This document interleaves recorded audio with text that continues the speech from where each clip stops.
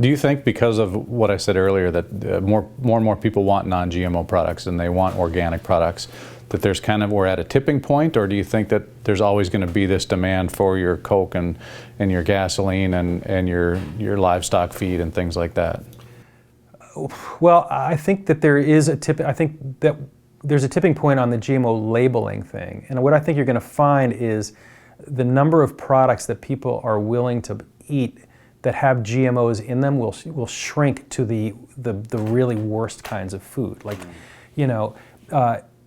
if you walk into the vegetable aisle, you're not going to see a lot of GMOs because they aren't in the where the GMOs are is in the middle of the supermarket in the junk food. So the big question will be is if Coca-Cola is required to put a GMO label on Coke. People don't think of Coke as being a GMO product. If they are forced to put labels on your cheap hamburgers, like if you go to McDonald's and you buy a hamburger and it says this has been made with GMOs, no one associates GMOs with cheap meat, but that's where it's going.